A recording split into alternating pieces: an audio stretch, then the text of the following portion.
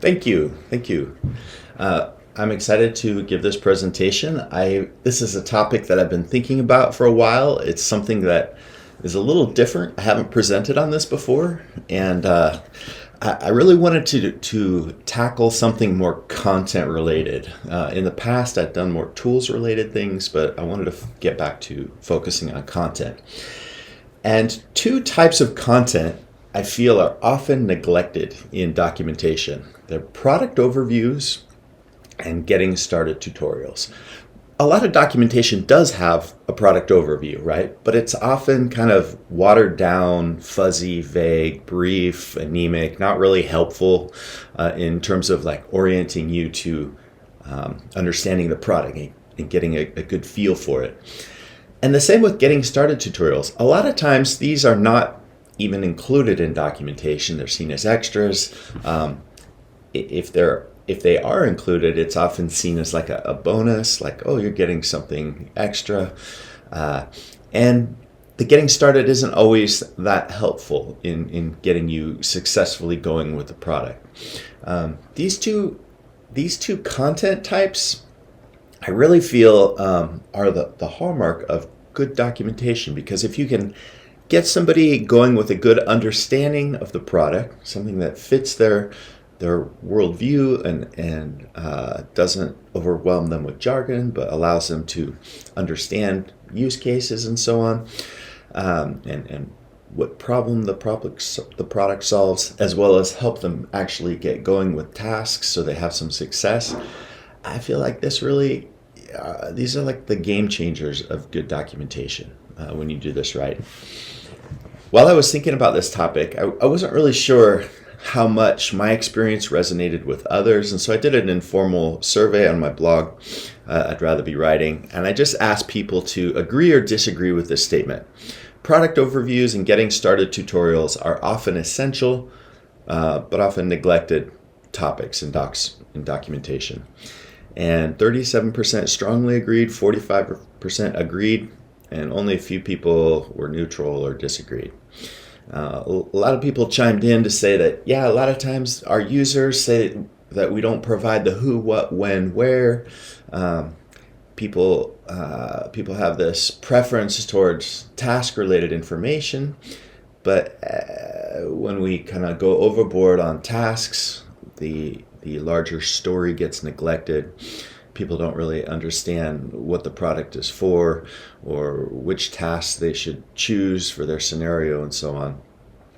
So a lot of people did find that, hey, I want to know more about product overviews. I want to be better at getting started tutorials. I started thinking about this more, and in this presentation, I want to kind of dive into reasons why product overviews can be poor, and reasons why getting started tutorials are often so challenging. But before we get to that, I'd like to start by just giving a brief overview about best practices for overviews. A good overview, of course, has a description of the product, right? But it's a description that should make sense to the user. There should probably be some sample use cases that clarify what exactly the product is for. Maybe the overview should indicate who the audience is, the intended audience, the technical level, especially if some advanced technical skills are required. Any kind of requirements to use the product, system requirements, or maybe geographic requirements for the product should be noted. It's often helpful to have a list of components, especially in developer docs, if you've got various things involved, as well as maybe a high-level diagram that kind of shows how all these components work together. This high-level overview of the components, as well as a description of the workflow for using the components, helps a user get oriented and grounded and lets them see the big picture before they start diving into the details. It's also good to indicate development effort and scope. Is this something that will take 6 months to implement, or like 2 weeks? Is easy, hard? Some other sections in an overview could be how to get help and support, or maybe a list of some of the popular topics so they can more easily find them. some known limitations, a link to the release notes, and then a link to a getting started tutorial. So I don't think that these sections are any big secret. I think most technical writers would agree that an overview more or less has these high-level sections.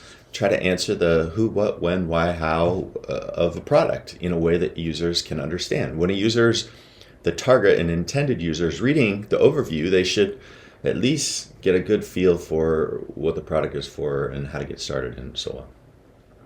So if these best practices aren't so revelatory and not like rocket science, why is it that best practices still often fail? What are the causes that are really making them problematic? I think the first cause, reason for poor product overviews, is the reader isn't the intended audience, so the overview fails for the reader. This is particularly the case with technical writers as the audience, because so often we are not the audience for the products we're documenting. For example, let's say that I was just trying to find some sample product overviews and so on to make this more concrete. And I was checking out in Microsoft Azure docs, which I think are exemplary, this product called the anomaly detector. And I started reading it, and it was talking about, if you've got time series data, you can detect anomalies so that you can, create an app that can read these anomalies. And it was really well written, and they had examples and screenshots and demos. But I wasn't the audience. I don't work with time series data, so I'm not even sure what the scenarios are. I don't do machine learning algorithms and so on. And I think as we try to evaluate product overviews, we have to remember, if we're not the intended audience, it might not make sense for us, but it could actually make sense for the intended audience. So that's kind of the first challenge in trying to assess a product overview when you're not the right audience for it, right? You have to somehow step into other shoes or gather that other feedback. It's kind of the whole crux of documentation there too, right? It's like trying to figure out what a user needs to know, doesn't know, and so on, and then getting the right information to them. All right, second cause. UX's influence on intuitiveness implies that the long overview is an indicator of a bad design. There's this assumption in kind of UX design that, hey, a product should just make sense to a user. You shouldn't have to spend a lot of time explaining to the user the product. Like, if you build it right, if you build it correctly, then the user should automatically sort of understand it.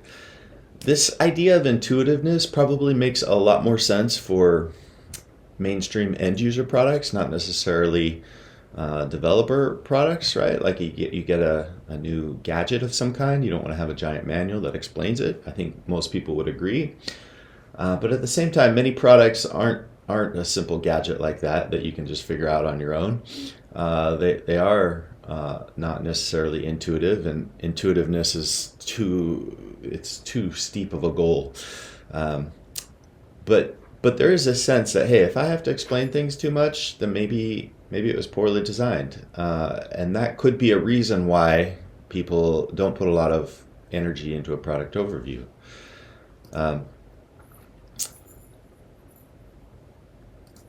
There's this idea of a mental model that we're writing for, that all users have this idea about how the world is organized.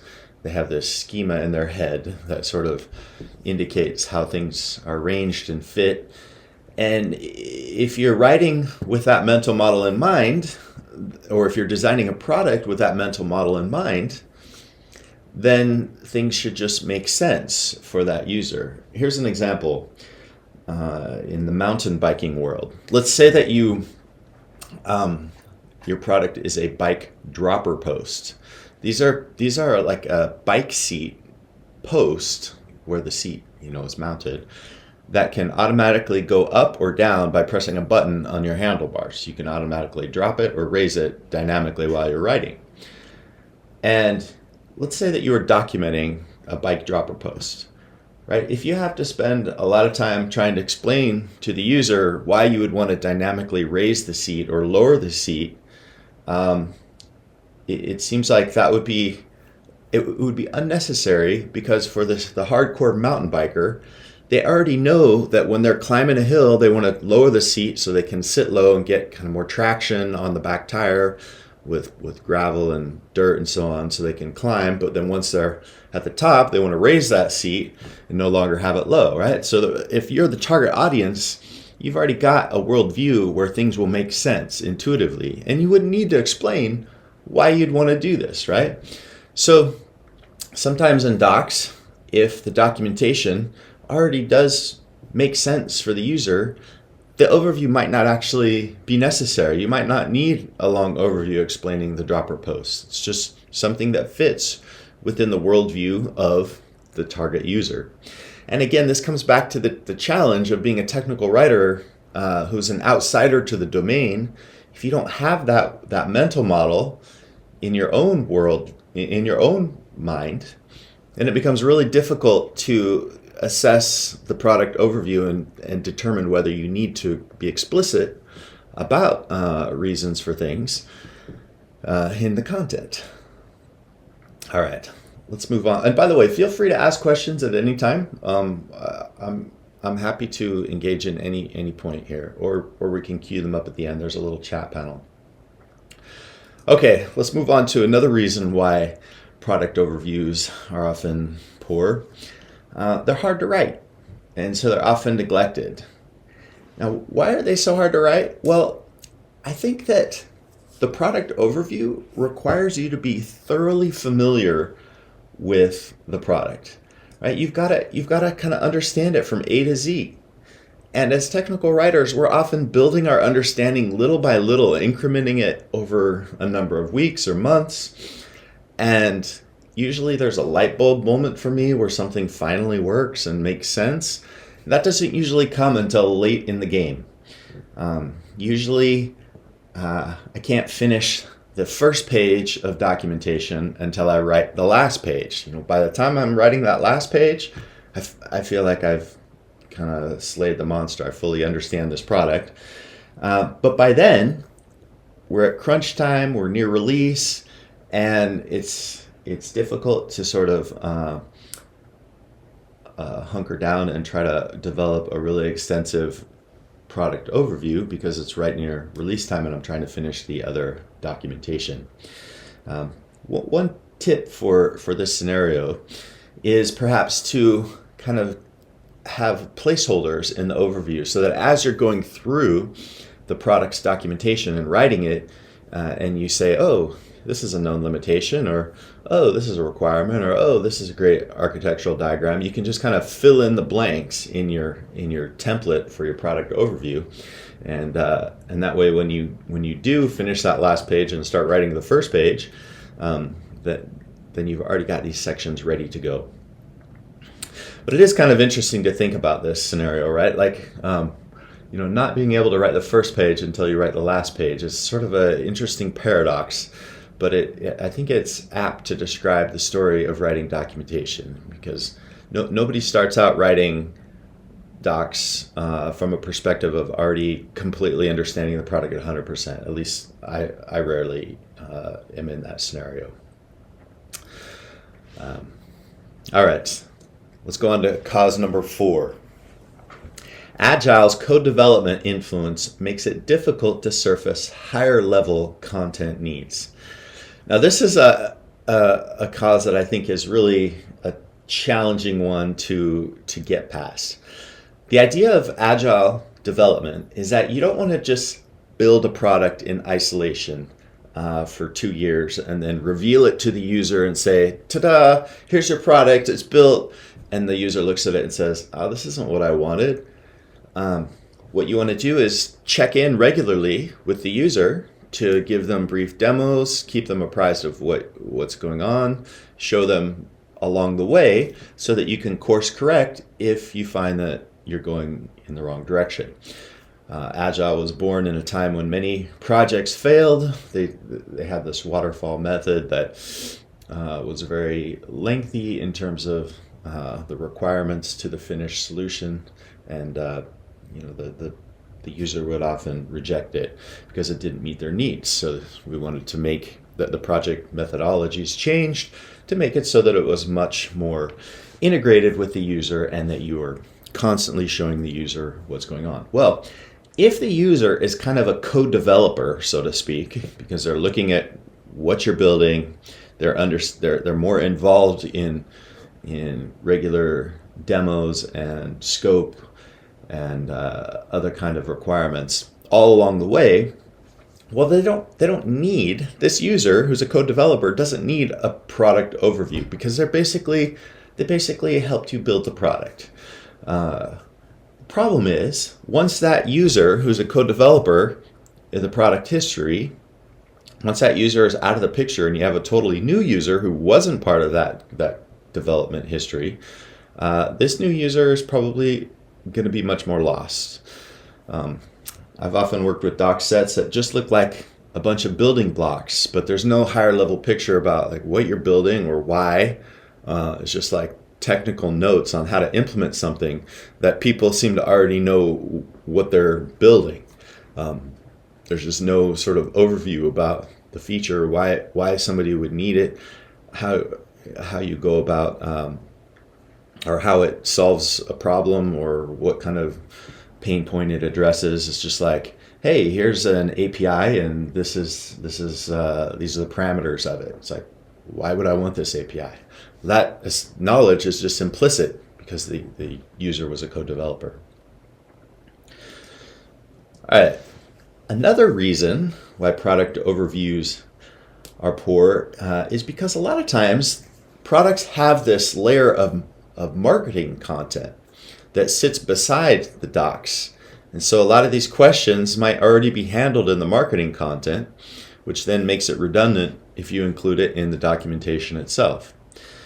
Higher level questions about the use cases, for example. These are often covered in developer marketing content, or just regular marketing content, or information about requirements. Maybe the marketing content already makes it clear that this is a product only available in a certain region, and it identifies the target user with maybe use cases and all kinds of other detail.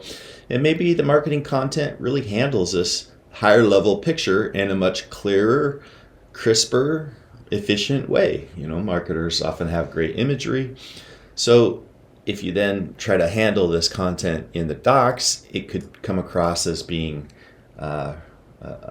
just repeating yourself, repeating content. This is a really challenging issue, and it's often interesting to look at documentation, especially developer docs. It's just my space, so most content I look at is from this view. But developer docs really, sometimes there's a marketing companion site and other times there's not. And when there is, I often like to look to see how people handle the redundancy. Sometimes writers will provide more of a matter-of-fact kind of description of things that are described differently in the marketing content. Maybe the marketing content has things at a higher level, whereas the documentation makes it more plain speaking and more granular and more technical and detailed. For example, high-level architecture. You might have a marketing image that has the diagram and the architecture, but then in the documentation overview, you can really get into the nuts and bolts of things and geek out on more technical details. This is now for documentation that doesn't have a marketing layer.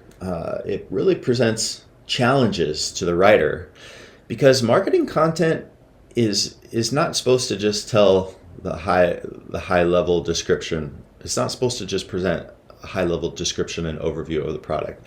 You're supposed to kind of present the product story, the origin myth. Think of a product like Red Bull, right? The energy drink. This is a classic example of a product story, right? The product story of Red Bull is that it's the drink of mountain biker daredevils and helicopter skiers and extreme sports experts and so on. There's a sort of origin myth or there's this connection they're trying to make to the user's emotions and tell this story about the product. Well, that's not really the territory of docs. Like we don't get into origin myths and these higher level stories. If there were a technical writer working for Red Bull, he or she would probably be focused on describing the product's ingredients, or describing how not to take too much, not to drink too much, or something more practical.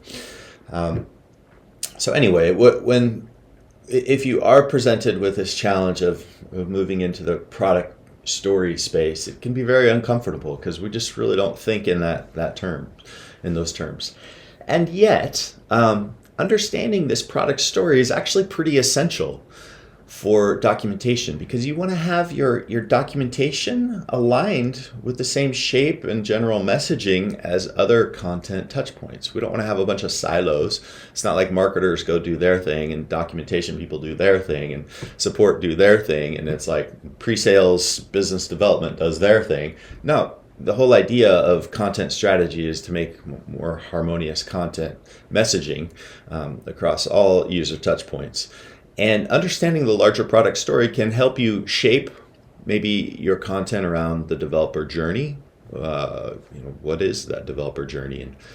And just understanding what points to emphasize or what points not to emphasize in the documentation. How you present the tasks the user will do, their finished product and goal, and so on. But it's definitely a challenge handling the marketing content. For sure, this is a big reason why sometimes product overviews, and maybe rightly so, seem anemic.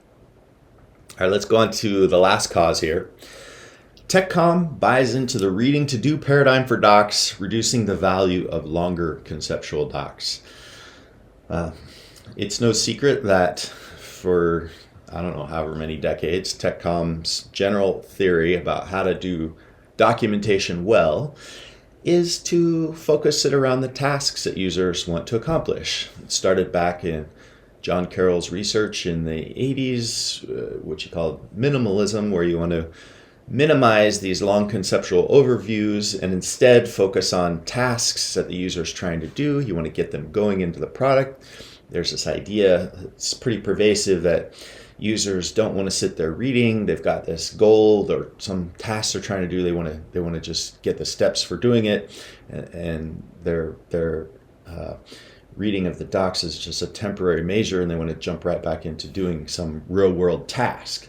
So as a result, so much of documentation focuses around tasks, that the idea of some product overview that doesn't have a task, that's just like conceptual information about the product, sort of goes into the trash can. There was actually some more recent research, especially in the API doc space, about user behavior. Some studies on how do users actually use API docs. Researchers observed them, and they found that there was a much greater hybrid between people who are reading to do versus people who are reading to understand. And they called the reading to do behavior opportunistic, kind of an unfortunate term, but that's what they said. And the reading to understand was more systematic.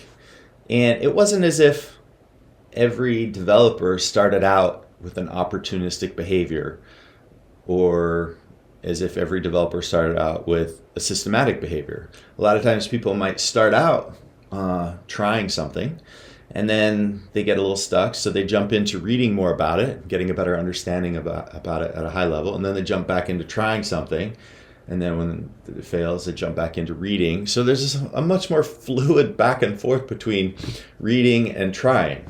And I really think that, yes, of course, like tasks are incredibly important, and I do generally support the idea that most people are trying to do something, and so we want to give them task-based documentation. But there's also a huge need for users to understand more concepts behind why they would want to do tasks. Somebody, when I was floating this idea on my blog, somebody said, yeah, I was in documentation the other day, and the documentation immediately jumped into 3 different options for installing a product, but it didn't tell you why you would want to pursue option 1, 2, or 3. It was just like, you can install it this way, or that way. And the user was just totally lost. They're like, well, I can't make this decision. And this higher level information about the why you would want to do one task over the other, or the advantages of one approach over another, was completely abandoned or not addressed. Okay, all right. I've been talking about reasons for poor product overviews for a while, and those are the 6 causes for which I think product overviews are sort of poor.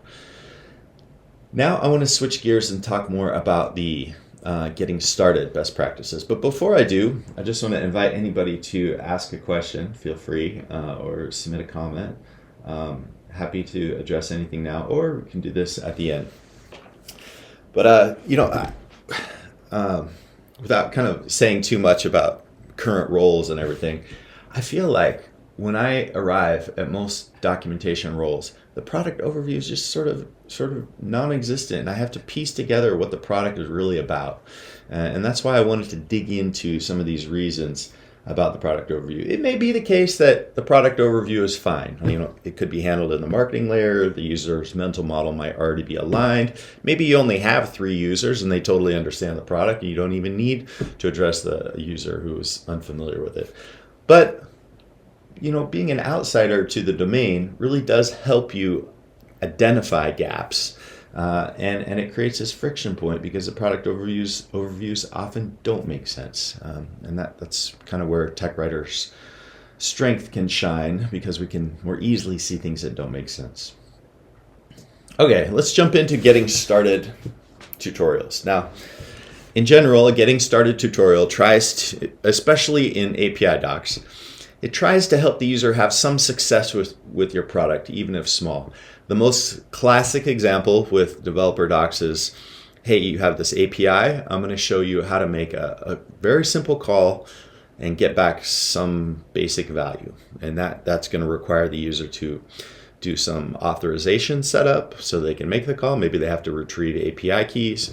It's going to require them to understand the full path to submit the call, and maybe some parameters that are available, and then the response, right? Some kind of response. But that's the essence of developer docs, is you have a request and a response, whether it's a REST API or some other type of API or a command line or some non-API product. It's usually that core model, and that getting started just takes a user through request and response.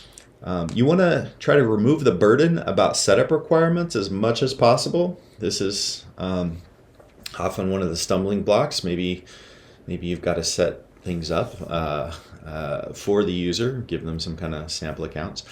The getting started should take a user from beginning to end through the entire tutorial. You don't want to require,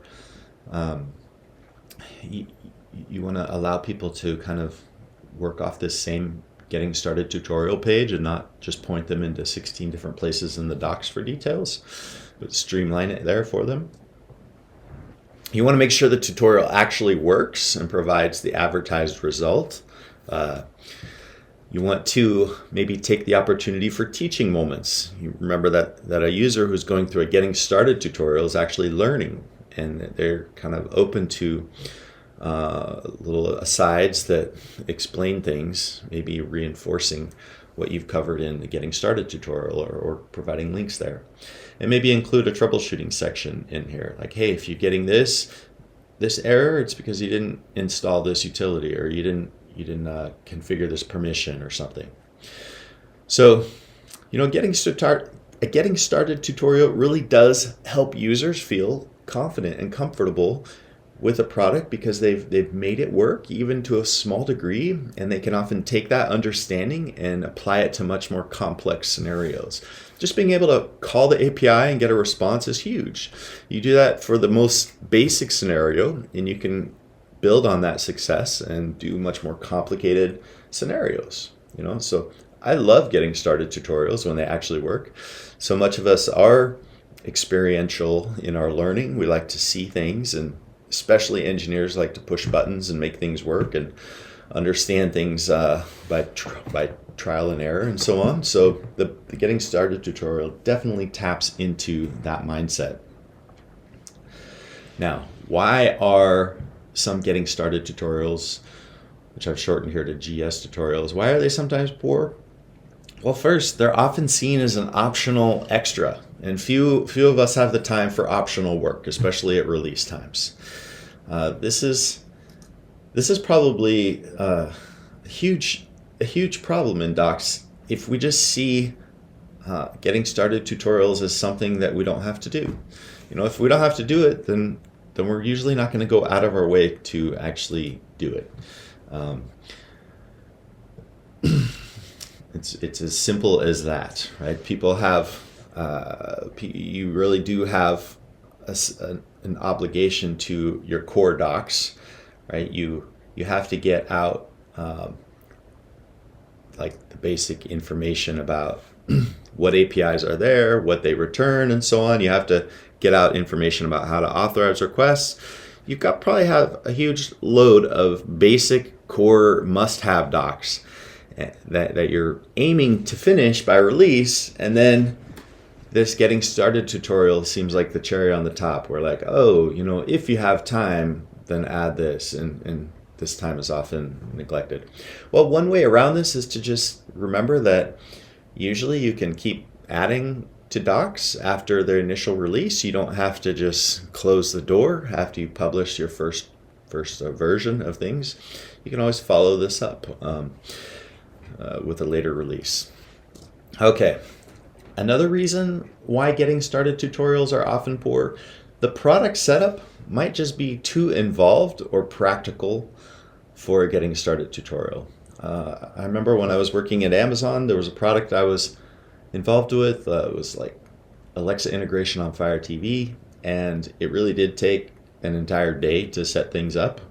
You had to set up all kinds of services and permissions and create lots of different things and different systems in order to get it to work at an even most basic level. And I think a lot of products are like this, right? Technical writers are called in usually to document complex products for complex organizations or scenarios. And, there might be, you might have to set up a database, set up a server. You might have to have users officially authorized, and maybe authorization only happens after they sign a contract. There's just a lot that can really go on here that can make it very difficult for you to be able to create an easy Getting Started tutorial. So what can you do if this setup is just too involved? There's not an easy sandbox. There's no guest accounts. Well, what you can do is you could maybe scale back the scope of the tutorial so that the result is much smaller. Maybe you just teach a user how to get API keys or something. You teach a user how to get a response on the command line. You teach them how to prompt the help section in the command line or something.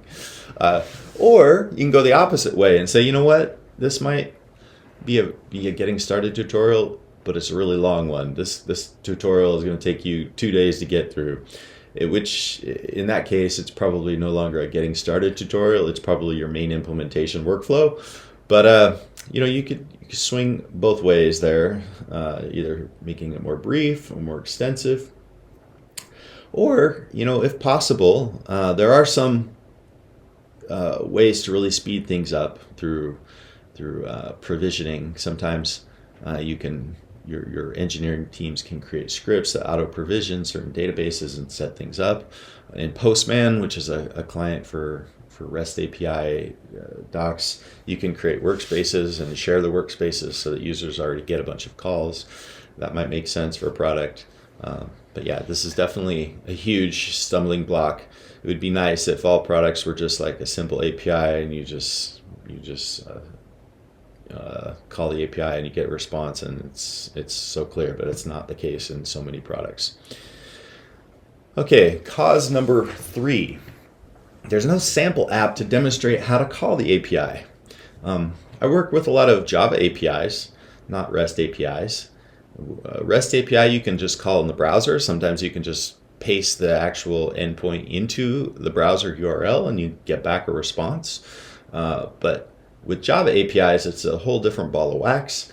You've got a library that you have to implement or integrate into an existing app, existing Java app. Same with C++ or other types of APIs that are more native to the user's system. And in these cases, you may need a sample app to demonstrate how to call the API. Maybe you want to say, hey, there's a certain class, and if you instantiate the class and you configure it this way, you can get something returned. Well, you can't actually just demonstrate this unless you have some sample app that has the sort of underlying framework for these files to work. And a lot of times engineering teams are really reluctant to provide sample apps. It's a huge sort of order to request this sample app because engineering teams, they don't want users to just copy the sample app. A lot of times it's too primitive, it doesn't scale, it doesn't handle XYZ use cases, it's just like very bare bones. And then getting them the sample app is another challenge. Do you put it on GitHub? Do you package it into the other code? Who's going to maintain it? Does it work? You have to test it in a regressive way with each release. There's a lot of work there. So if you don't have this sample app and you're trying to get a user to understand how to use this API, you might really be at a challenge. It might require you to sort of describe to the user how they would incorporate this into their existing app. Say, hey, you've got to add this class and now call it, and so on. So in order to do that, your getting started tutorial would assume that the user already has their own sample app that they're then integrating your steps into, which, is a huge assumption, but it could be one workaround there. There's probably other methods, like within an IDE, the sort of tool that a developer would use. A lot of times you can mock a call and so on. All right, let's go to reason number 4. This is probably one of the biggest reasons. The getting started tutorial omits details for the sake of brevity, which then threatens clarity.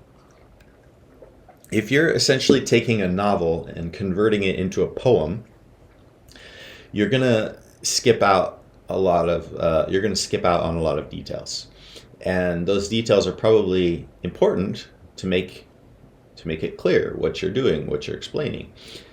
And this is why this getting started tutorial is really a challenge, right? You don't want to remove these details, because then it goes against the very sort of principles that technical writers follow for clarity and being explicit and clear. I'm sorry, I'm repeating myself. For just making sure that the whole, that all the detail that the user needs is available to them.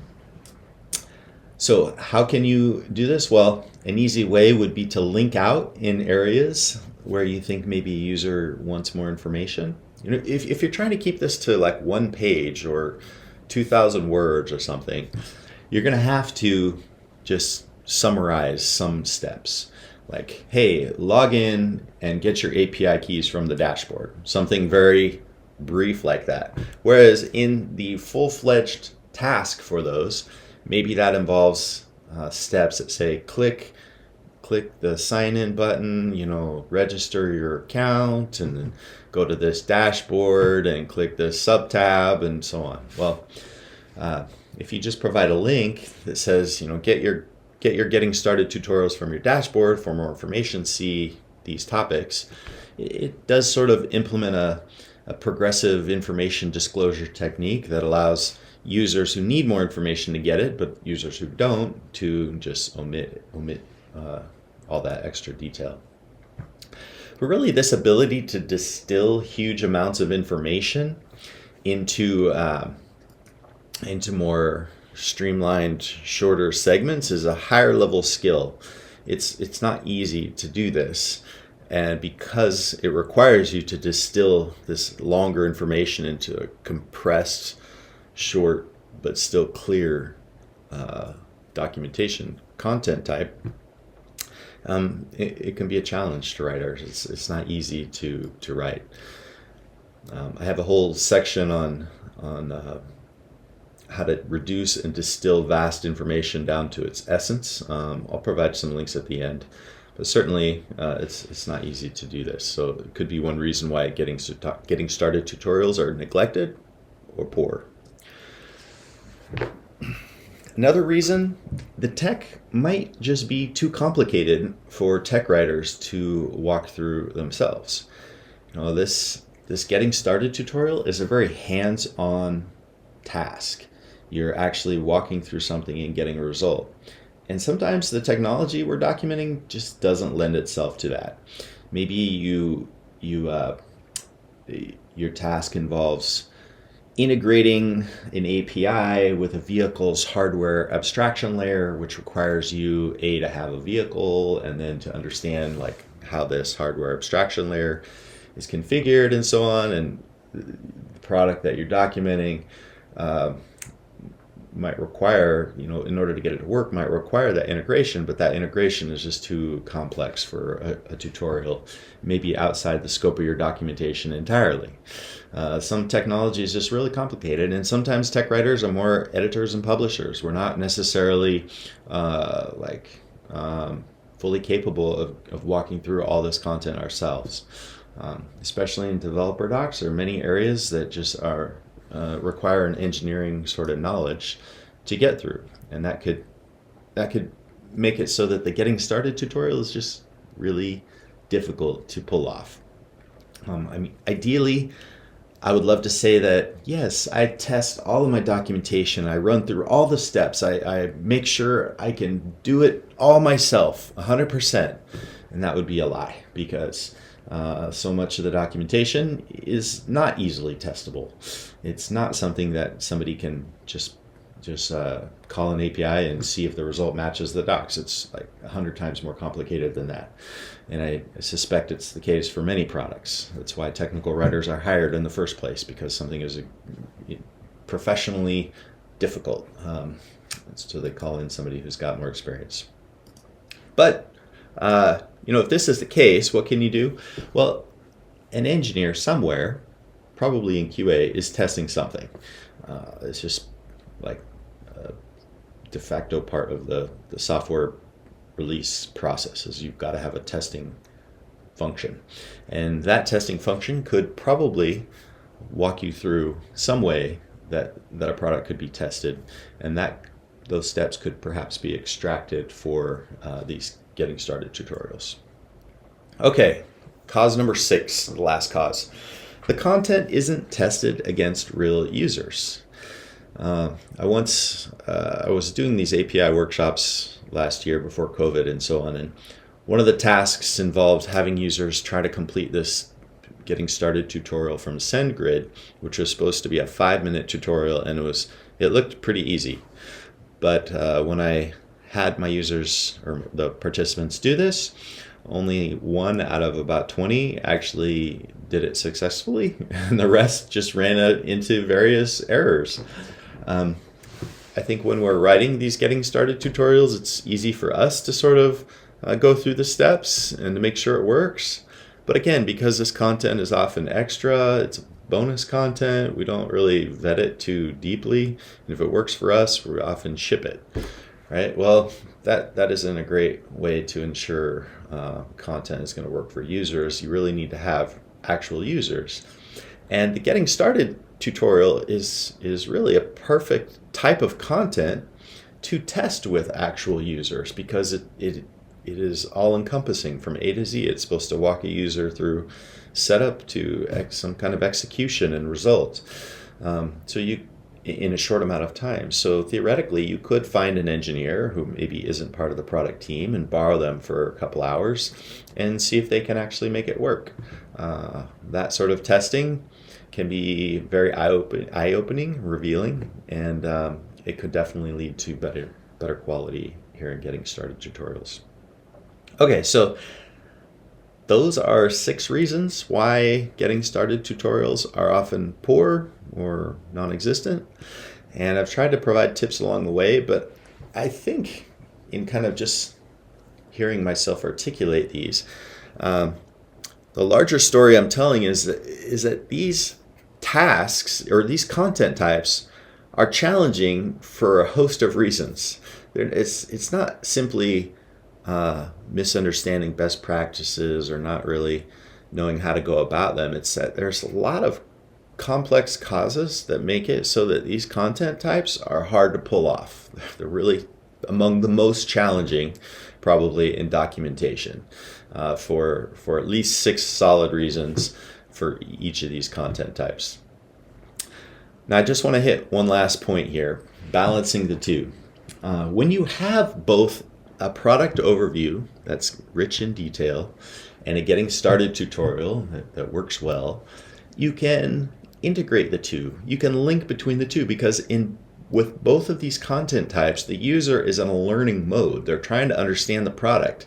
So if the user starts with a getting started, you could, during some of these little teaching moments and the asides, you could link over to concepts in the product overview and kind of help a user understand things at a higher level at certain points. And vice versa. In the product overview, if you're going through the architecture or something very abstract or conceptual, take the time to say, hey, if you want a more concrete view and understanding of this, try this getting started tutorial. Or, hey, we provide a more visual example here in step 8 of the getting started tutorial. See that. Look for ways to kind of integrate the two. This sort of balance between concepts and tasks doesn't have to be limited to product overviews and getting started. You could do this in any type of content, really. A documentation set probably has a number of overviews. It depends how complex the product is, but you probably have an overview for each feature within the product. You could have sort of getting started in integrating each feature and a getting started for the product as a whole and a product overview for the product as a whole and so on. It depends how complex things are. But you can certainly link back and forth between tasks and concepts more fully to help help these users who are flipping back and forth between reading to understand and reading to do. If you want more reading here on this topic, I have a few blog posts. These are links. Oops, I'll fix that. Basically, if you don't already know, I have an API documentation course at I'dRatherBeWriting.com. You click API documentation course there, come down to balancing product overviews with getting started tutorials. I've sort of have a written version of what I was going through in this presentation. I have an introduction to this problem and then reasons why product overviews are minimal or non-existent. We've got all these causes, just kind of gone into them in more detail. And it's probably better to read this than to hear me speak. I'm not as articulate, but anyway, if you want more reading, jump into it here, and I'd love to hear feedback and so on. I think I've only scratched the surface here. I'd love to add a lot more concrete examples and other kind of tasks related to trying this out and so on and learning how to assess these. All right, that's pretty much it. I would love to address any questions that people have or thoughts. I'd love to hear reactions and feedback or tips that people might have. Looking in the chat, and I think Elisa was going to read any to me if we have any. If we don't, that's fine too.